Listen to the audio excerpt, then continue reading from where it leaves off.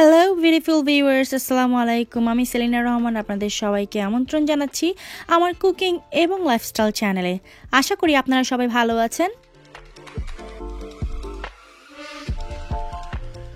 আজকে আমি আপনাদেরকে এমন একটি রেসিপি শেয়ার করব যেটি আমার বাসায় একদম প্রতিদিন চাই। সকালে নাস্তার সাথে এই সবজিটা না হলে আমার বাসায় আমার ফ্যামিলি মেম্বাররা কিন্তু নাস্তা খেতেই চায় না। তো এই নাস্তার সবজিটা কিন্তু আমাদের দেশে যে হোটেলে সকালে নাস্তার সাথে যে সবজিটা আসে সেই সবজির মতোই টেস্ট আপনারা এতে পাবেন। তো চলুন দেখে নেই আজকের এই সবজি রান্নায় আমি কি নিয়েছি। এখানে আমি নিয়েছি মূলা 1 কাপ, এরকম চিকন করে কেটে নিয়েছি। পটল নিয়েছি 1 কাপ, এটাকে আমি খোসাটা ছিলে নিইনি, আঁচড়ে নিয়েছি।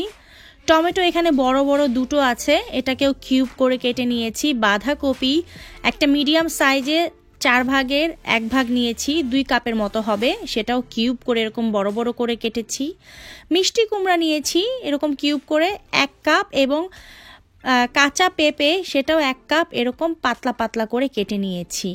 সেই সাথে আমি আরও দেব হচ্ছে আলু। এখানে 3টা আলু আছে, আমি খোসা সহ এটাকে ভালো করে ব্রাশ দিয়ে ধুয়ে তারপর কেটে নিয়েছি। আপনারা খোসা পছন্দ না করলে এটা খোসা ছাড়িয়ে নিতে পারেন।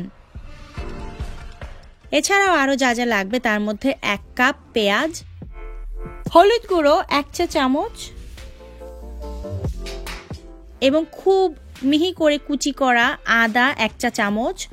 কাঁচামরিচটা আপনাদের ঝাল অনুযায়ী দেবেন। চিনি লাগবে 1 টেবিল চামচ, লবণ স্বাদ অনুযায়ী, এবং 3 কোষ রসুন লাগবে এটাকে পরবর্তীতে বাগার দেওয়ার জন্য। সেই সাথে শুকনো মরিচ আমি নিয়েছি 3টি, এবং 1 চা চামচ 5 ফোড়ন, 6 টেবিল চামচের মতো রান্নার তেল। তাহলে সঙ্গেই থাকুন এবং দেখুন কিভাবে আমি এই সবজিটা রান্না করি।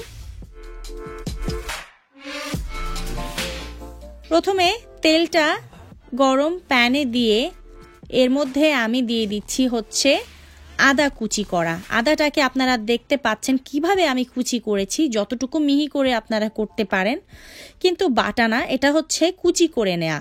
এটাতে এই ভাজিতে ফ্লেভারটাই একটু ডিফারেন্ট আসবে। এরপরে আমি দিয়ে দিলাম হচ্ছে পেঁয়াজ কুচি, এখানে প্রায় 1 কাপ রয়েছে। পেঁয়াজটাকে ভাজতে ভাজতে যখন বাদামি একটা কালার চলে আসবে এর মধ্যে আমি কাঁচামরিচটা দিয়ে দিলাম তেলে। কাঁচামরিচটা কিন্তু আমি কেটে নিইনি। আলুটা দিয়ে দিলাম প্রথমে তেলের মধ্যেই, এবং এর মধ্যে একে একে আমি মিষ্টি কুমড়া আর টমেটো বাদে সব সবজি একসাথে দিয়ে দিচ্ছি, এমনকি বাঁধাকপিও। এ পর্যায়ে আমি স্বাদ অনুযায়ী লবণটা দিয়ে দিচ্ছি, একটু নেড়ে নিচ্ছি, সবগুলো সবজি যেন একসাথে মিশে যায়।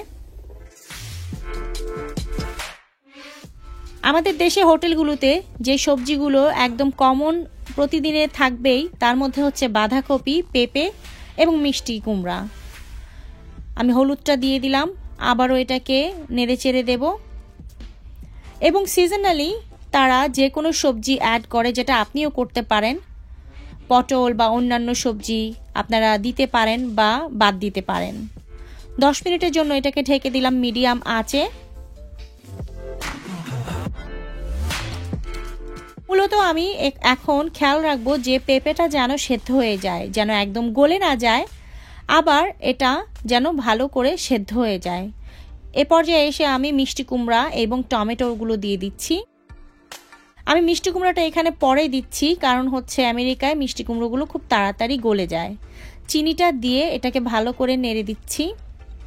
আমাদের দেশের মিষ্টি কুমড়াগুলো একটু শক্ত হয় এবং সেটা সেদ্ধ হতে সময় লাগে, সেক্ষেত্রে আপনারা মিষ্টি কুমড়াটাকে সব সবজির সাথে একসাথে দিয়ে দিতে পারেন।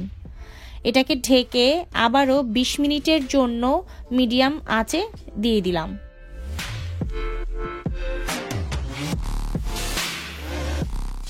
চিনির ব্যাপারটা যাদের আপত্তি আছে তারা চিনিটা অ্যাভয়েড করতে পারেন, বাট সাধারণত হোটেলের সবজিগুলোতেও একটু চিনির ব্যবহার হয়। চিনি আসলে যে কোনো সবজি বা মশলার স্বাদগুলোকে একসাথে জড়ো করতে সাহায্য করে। চিনির কারণে যে পানিটা উঠেছিল সেটাকে নেড়েচেড়ে একটু শুকিয়ে নিতে হবে, এবং যখন আপনারা দেখবেন যে সবগুলো সবজি সেদ্ধ হয়েছে কিন্তু গলে যায়নি, ভালো করে মাখা মাখা হয়েছে তেলের সাথে, তখন এটা হয়ে গেছে। এবং এই সময় এই সবজিটাকে চুলা থেকে নামিয়ে একটা সাইডে রেখে আরেকটা কড়াই তৈরি করতে হবে বাগারের জন্যে।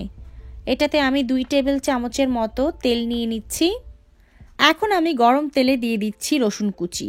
রসুন কুচিটা আগে দিলাম এই জন্যে যে এর মধ্যে আমি এখন শুকনো মরিচটা দিলে শুকনো মরিচগুলো পুড়ে যাবে না। শুকনো মরিচটা যদি আমি আগে দিতাম তাহলে শুকনো মরিচ কালো হয়ে যেত এবং সেটাতে সবজির রঙটাও একটু কালচে হয়ে যেত। তো শুকনো মরিচ এবং রসুন একটু ভালো করে বাদামি করে গাঢ় বাদামি ভেজে এর মধ্যে আমি 1 চা চামচ পরিমাণ 5 ফোড়ন দিয়ে দিলাম। 5 ফোড়নটাকে এই তো মিনিট খানেকের মতো একটু ভেজে তার মধ্যে আমি এখন এই সবজিটা দিয়ে দিব। আমি রান্না করে যে সবজিটা একটা সাইডে রেখে দিয়েছি সেই সবজিগুলো এর মধ্যে আমি এখন ঢেলে দিচ্ছি। ব্যাস, এরপরে আর কি কাজ, সেই সবজি আর হচ্ছে বাগারের মশলা একসাথে উল্টে পাল্টে মেখে নিতে হবে।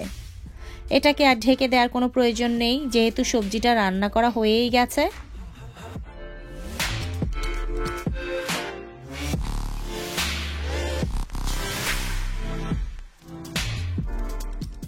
এত মজার একটা গন্ধ চারিদিকে মৌ মৌ করছে যে আপনারা নিজেরা রান্না করে না খেলে তো সেটা আর আমি বোঝাতে পারবো না।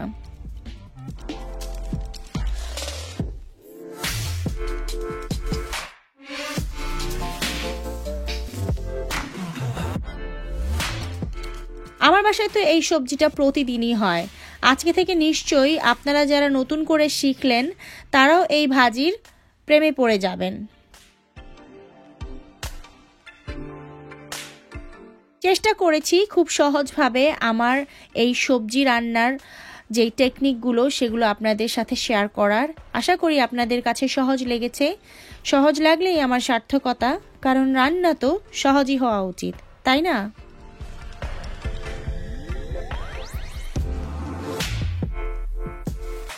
যদি ভালো লেগে থাকে আমার আজকের এই রেসিপিটি তাহলে লাইক কমেন্ট শেয়ার করতে কিন্তু ভুলবেন না। সাবস্ক্রাইব করুন আমার চ্যানেলটি আমাকে সাপোর্ট করার জন্যে, এবং শেয়ার করুন আপনাদের আত্মীয় স্বজন এবং বন্ধু বান্ধবদের সাথে, যাতে তারাও নতুন করে নতুন একটি চ্যানেলে নতুন নতুন রেসিপিগুলো দেখে নিজেরাও শিখতে পারে বা অন্যদের সাথে শেয়ার করতে পারে। খুব শীঘ্রই হাজির হয়ে যাব নতুন কোনো রান্নার রেসিপি নিয়ে। সেই পর্যন্ত আপনারা সবাই ভালো থাকবেন, সুস্থ থাকবেন, আমার জন্য দোয়া করবেন। আল্লাহ হাফেজ।